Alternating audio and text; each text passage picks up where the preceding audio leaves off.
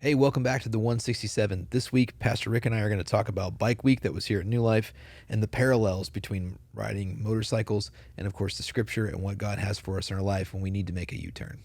Welcome to the 167. 1, 2, 3, let's go!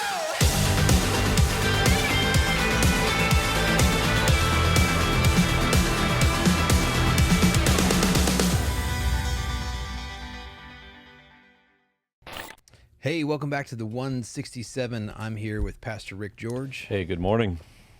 Forgot to put my headphones on. You can't do a podcast. That's what makes it so cool.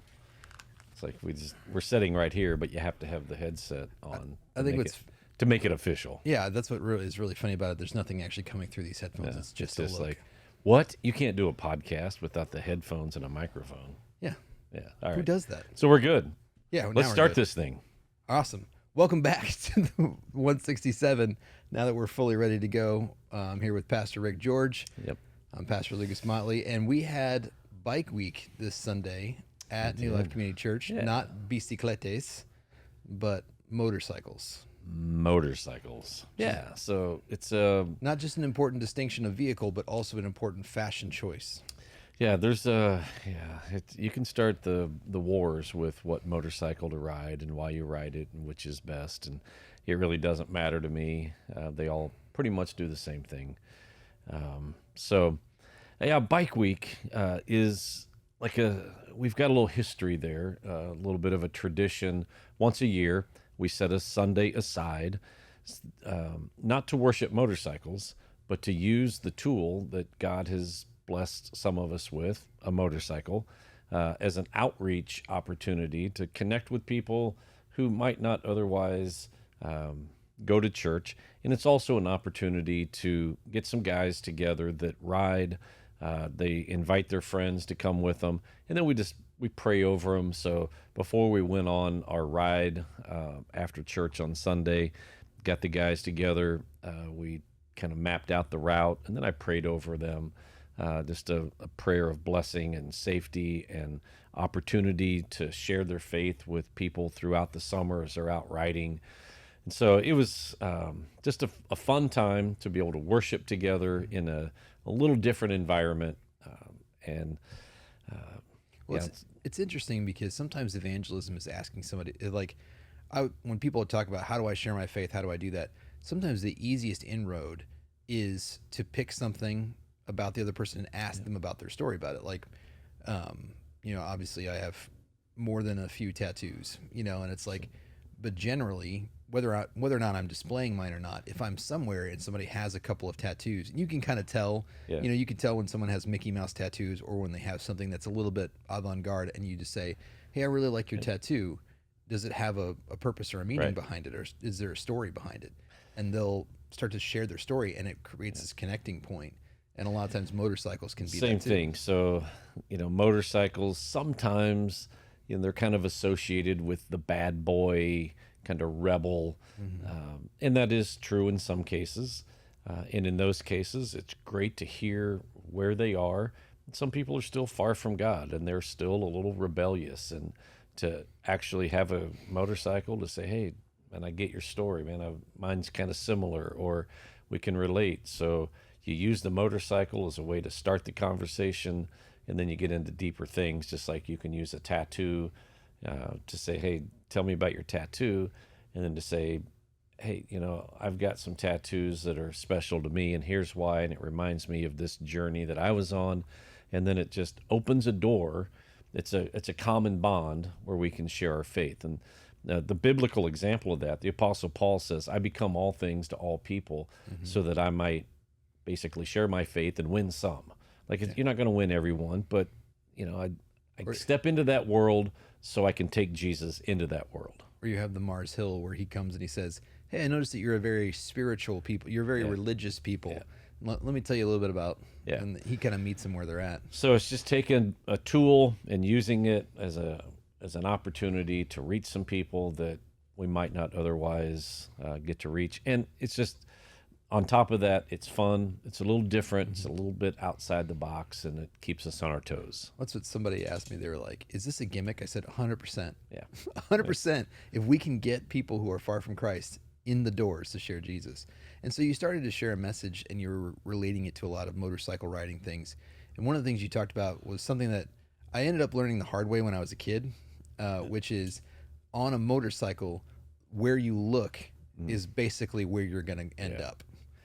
Yeah. So when you're driving a car, you can get away with looking right off the front of the hood and just seeing the road right in front of you, and you're pretty safe. You got to glance up once in a while, but on a motorcycle, because it's all about the lean, and it's just a lot more balance, and you don't. Sometimes when I'm driving the car, I'll catch myself like leaning, and Trudy will be like, "What are you doing?" I'm like, "Oh, sorry, I'm just leaning into the Shifting my corner." weight, Yeah, it doesn't make any difference in the car, but on a motorcycle, Maybe that's it was really like a smart car. yeah, it's really important. And so where your eyes are, where your focus is where that motorcycle is going to go. And so if you're riding and you're a little bit afraid and you're kind of timid and you're coming up on a curve and you can see like the guardrail or the ditch beside you, and if you just start staring at the ditch and you're going to go there. Even though you're trying not to go there, you're so focused on it, that's where you're going to go. Right. But when you can ignore the danger that's right beside you, right, and say, okay, I know that there's a guardrail there. I want to go over here, and you look around the curve a little bit, then your body is going to take you where your eyes are focused. Yeah. Okay, so that's a motorcycle tip. It's a life tip also, because your body's going to go wherever your eyes are focused on. And if it's on Christ, then you're going to drift towards Christ. If your focus is on something else, then you're going to drift towards that something else. Right? So it's just a matter of focus. What are you looking at? Because wherever you're looking, that's where you're going to go. Well, and I think that is so true for our lives where, and like I said, there are just times that I would start riding and I would forget.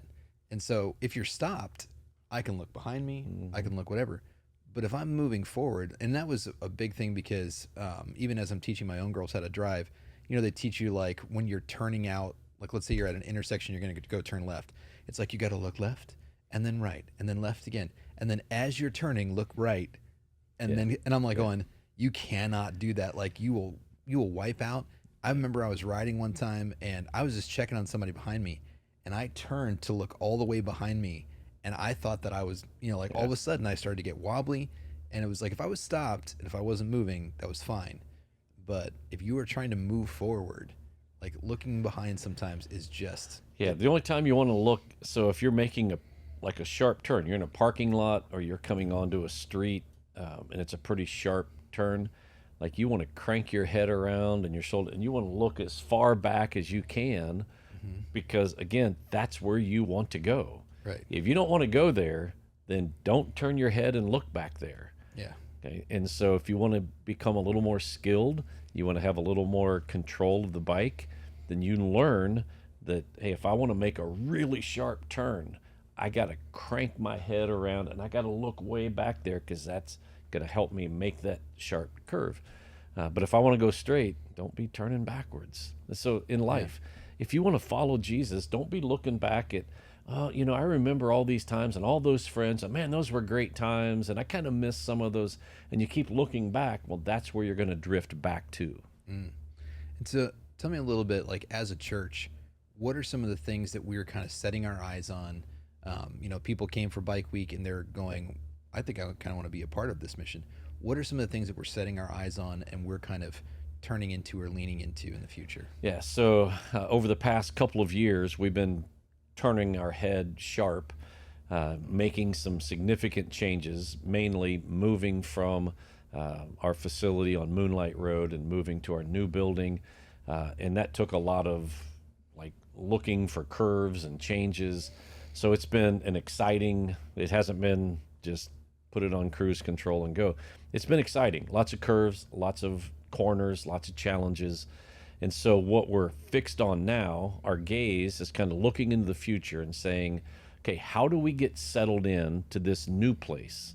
What does ministry look like in this new building, in this new location? We're in a bit of a a stretch of road that's fairly straight. There's always things coming our way, but there's no significant, like, major changes. And so we get established, look ahead, and start to focus on what does God want for us? Where are we going to be in a year, 2 years, 5 years, 10 years? We can start looking out at Pikes Peak because we're in Lawrence, right? You can see it from Lawrence. You can say, oh yeah, there's Colorado right there. There's nothing between. It's not quite like that with the church. There's always exciting, fun things and opportunities ahead of us, but we're in a stage where we've kind of gone through the hairpin switchbacks. We've made it through that exhilarating ride of change, and now we're looking forward to what's next. And God has some incredible things planned for us. We live and serve in a community that's growing. And so part of what we have to figure out over the next year or two is, how do we as a church continue to insert ourselves into a community that's growing? Because we've been inserted. It was just in a very small way because the community was smaller. Well, as our community gets larger, then how do we continue to meet the needs of the people who live in our community? Yeah, and we just talked as a staff some of the things, in a sense, the growing pains that Gardner experiences, we experience as a church. Yeah. We talked about how they're being closer to the highway, we're pulling from further away.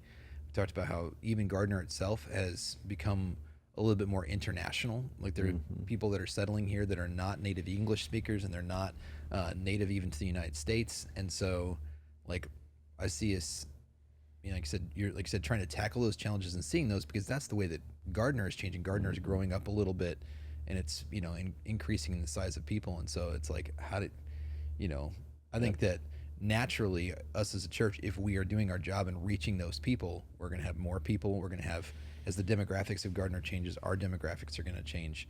And it's just, how do you stay on that same mission?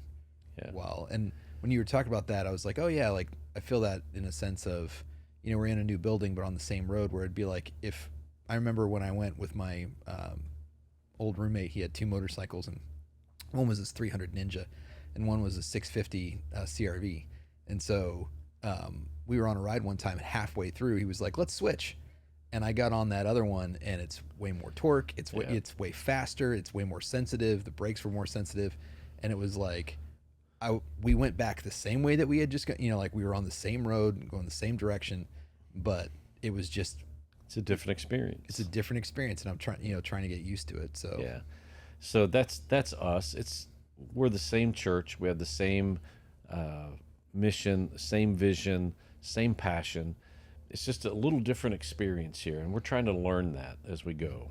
And one of the other things that I had, again, like, when I was learning to ride, something that was super counterintuitive is what you touched on Sunday, which is, the faster that you go, the easier it is. Yeah. And so, or the easier it is to turn. And I'm going, like, I did not get that for the longest time. Every time I felt uneasy on the bike, I would slow it down, and then it would become heavy. It would become wobbly. Yeah. Like, even when I took that motorcycle course here in Kansas to get my license, and it was one of those things where it's like, it's so hard to pick up a bike, to sit at, like, one of the hardest things is probably sitting at an intersection and trying to balance your bike and keep it steady, making those real hairpin turns when it's slow. So tell me a little bit about, let's talk a little bit about that with motorcycles, and we'll talk about. But So again, a switchback is like when you're going around a turn that's so tight that when you're coming out of that turn, you can see the people's eyes coming at you. Mm-hmm. Like, it's that tight, that hairpin curve. And so on motorcycles, you try to find routes to ride that have a lot of those. And in Colorado, in Arkansas, in, up in Wyoming, and in different places, like around Sturgis is a good place, where these highways, there's lots of curvy, windy switchbacks.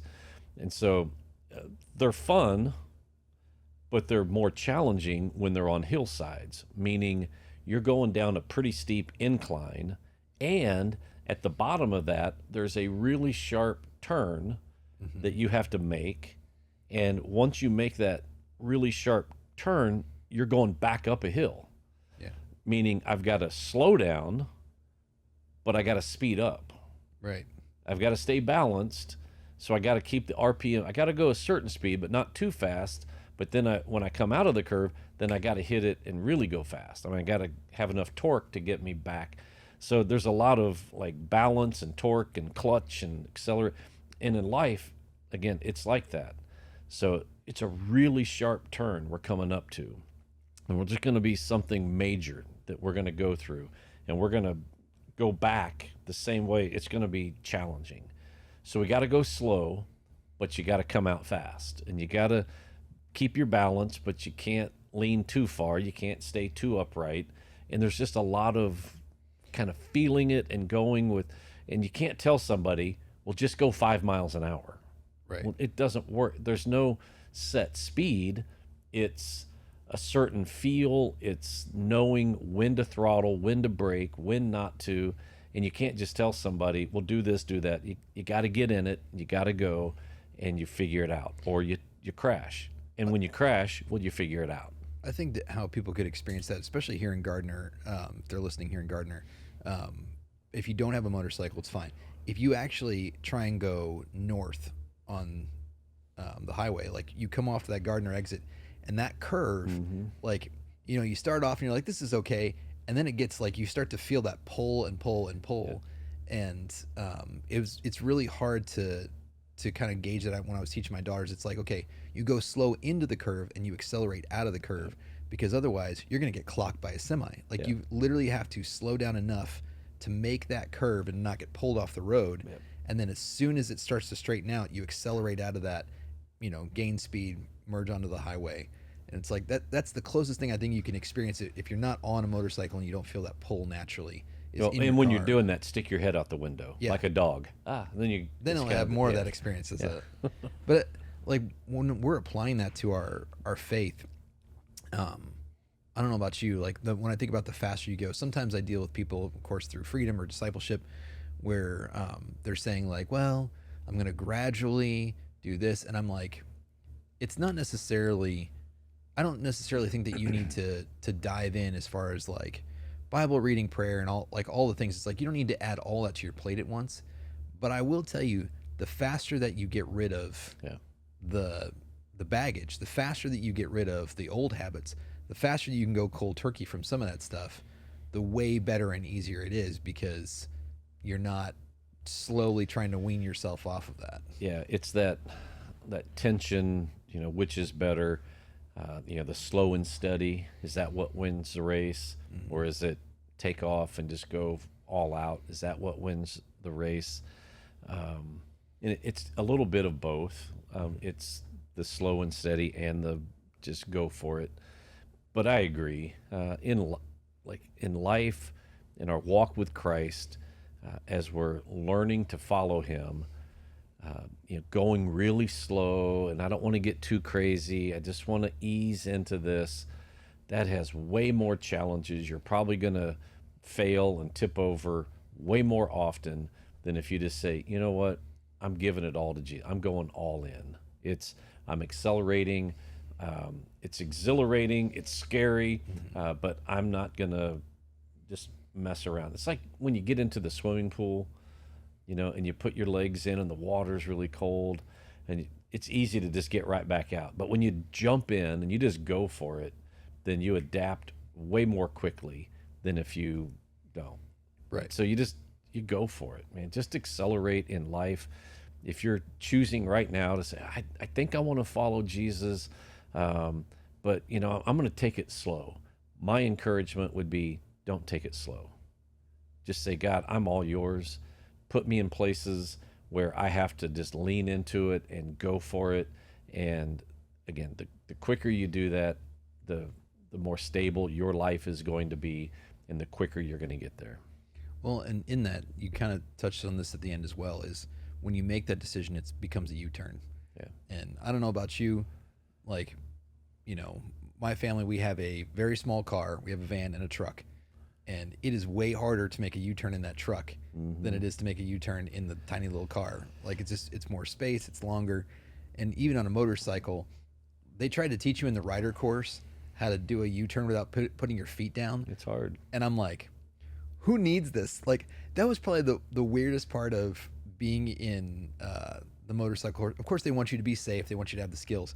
But it was just funny because, I looked at my instructor. I'm like, when is there going to be a time that I can't put my foot down to make a U-turn? And I'm like, is the floor lava? Am I on a balancing beam? Like, what's happening? And he just kind of laughed at me. He's like, you just need to do it.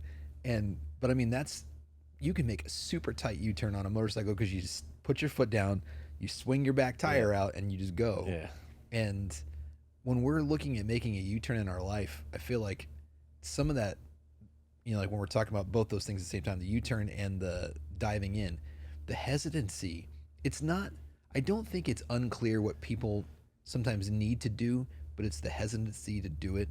Yeah. Like, I've dealt with people before where they go, well, my problem is, I'm living with somebody who's not my spouse. We go out to the bars. I get drunk. We get in a fight. And I'm like going, So what you need to do is either get married or break up. Like, you need to stop living in sin. You need to stop going to the bar, and stop getting drunk. Just stop buying the alcohol. Like, don't. And it's like, it's not a hard thing to diagnose. It's a hard thing to actually make the U-turn.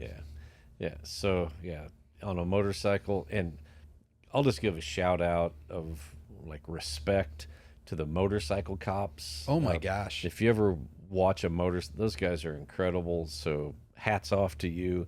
They put a lot of time and effort in the training they go through, but man, they can turn on a dime. They can, it's phenomenal. They weave through that course better than if I took like a 250 in there. Yeah. And they're on these bikes that weigh a ton. Yeah. So hats off to them.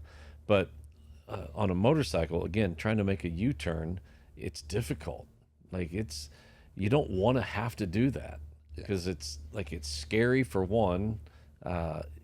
You don't have the confidence, but when you learn to do it, and I'm still like there's times when I just do it and I can turn in a pretty tight spot, and sometimes I don't know, I lose my mind, I lose my confidence. I'm like, nope, I'm gonna have to back it up, and then you do that back walk of shame, and everybody's looking at you, come on.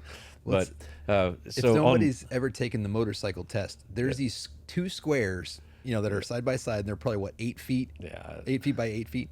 And like, you got to do a figure 8 in that sucker. I watched a guy do it on a Goldwing. Yeah. This giant motor. He's just leaning, scraping his edges a little bit, and I'm going, you've got to be kidding me. I can't do this on a scooter. Yeah, so on our bike ride after church, and we had lunch, and it was incredible. So thank you to everyone who made that lunch possible. But then there were 28 motorcycles that got together. We went on about an hour and 10-minute ride. And I had ridden that ride with Trudy a few days before up to a certain point.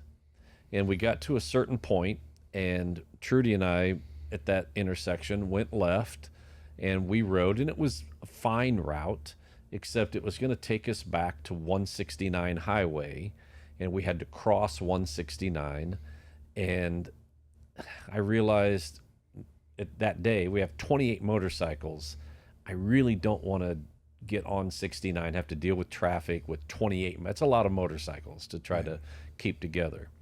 And so I made the choice when we got to that intersection, instead of going left, to go right, knowing that there's a good chance that this is going to take us nowhere or into gravel, because it was a little bit out of the city in country. And so I thought, hey, I think I can just turn right here, and it's going to take us to 223rd Street. In my mind, I'm thinking we might have to pull a Yui. And so I turned, everybody followed me, we're going, and I thought, no, this isn't a bad road. And we went about half a mile, came over a little hill, and it's a dead end, and you have to turn left or right. I was like, all right, now which direction? Because it's not where I thought it was going to take me. So we turned right, and I took that about 2 blocks, and then it's another T, and you got to turn left or right. I'm like, oh my gosh. And so we turned left, and it was a great road. It took us down to 223rd Street, where ultimately I was trying to get to anyway. It worked out, but it wasn't because of my expertise in mapping a route. It was God's You're like grace. sniffing the wind, like Yeah. And so we got back, and I said there was a good chance we were going to have to make a U-turn, but we didn't have to. I can't imagine 28 motorcycles trying to do a U-turn in a 2-lane road. But making that U-turn in life, it's simply having the confidence to do what you know you need to do. I mean, that's what it is. People who are in addictions, people who are in abusive relationships, people who are going down the wrong road of life, there comes a point when they realize, I'm going the wrong direction. That's not the problem. On a motorcycle, the problem isn't, I need to do a U-turn. It's having the confidence to do it and just make it happen. And so for those listening or watching, and you're headed down a road and you know it's the wrong road, it's not the life that you want, just make the decision and say, I'm doing the U-turn. Like, you know what you need to do, just do it. That'd be a great slogan. Just do it. there you go. Right? Just You do can it. make millions. Yeah. So it might feel uncomfortable, and you might get part way through and say, oh, I'm going to have to put my feet down. It's fine. Put your feet down, back up a little bit, get it turned, crank your head around, see where you want to get back to, and then just accelerate in that direction.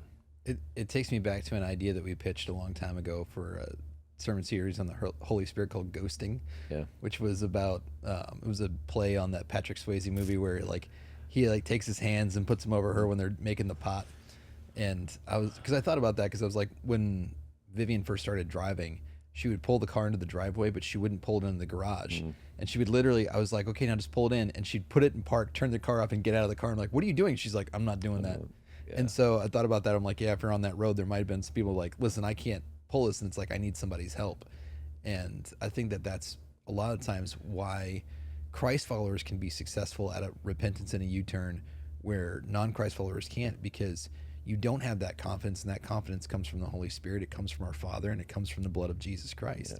And it's like, if you can do that, that propels you through those hard conversations, because if you're taking a U-turn, chances are there is a fallout zone. And it's like, you know, even when you're in that situation, if I'm in the car and I start to get lost and I think everybody's been in that moment where people go, well, this was our turn. And it's like, yeah, but we don't need to turn around. I'll get there, you know, and you start to make those turns, and each turn, each dead end, everybody's going, are you sure you don't want to turn? No, I can get back, until finally you are confronted where you have to turn around, and it's embarrassing, and you have to walk it back. And, you know, and I think that's the hardest thing that we deal with, especially people in freedom, where it's like, listen, yes, Christ has forgiven you. He separated your sin from you.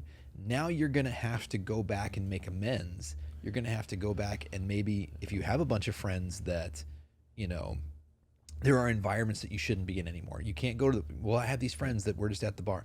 You can't do that anymore. You know, you're going to have to go back and heal wounds that were, you know, ask for forgiveness, say you're sorry. You're going to have to go back and fix some of these fallout radiuses. You know, each one of those turns, you're going to have to go back. Yeah. The more turns that you took, the more you're going to have to go back. Yeah, the further you get away from it, the more embarrassing it is, or the harder it is to get back. So once you realize this isn't where I want to be, the quicker you realize that, make the U-turn. And here's, again, just a little analogy on a motorcycle. What I've learned, this isn't always the case, but it happens a lot. When you realize I'm on the wrong road, I need to make a U-turn. If I do it quickly, the road is generally a little wider. There's more opportunities to turn around. The further you get, and then you get right down to the end where it turns into gravel, everything narrows, the ditches get deeper, and now it's a little more risky. So as soon as you realize this isn't where I want to be, make that U-turn, get it turned around, accelerate, and ride hard back to where you should have been in the first place. There you go. Well, we hope you guys will join us next Sunday. We're starting our new series, and we'll see you back here on the 167. If you enjoyed this episode of the 167, make sure you like, subscribe, follow, get notified, leave a 5-star rating and a positive review. Tell all your friends to listen as well. Make sure you go over to newlifegardener.com and check out all that we have to offer as a church, and check out our messages online as well. Thanks for listening.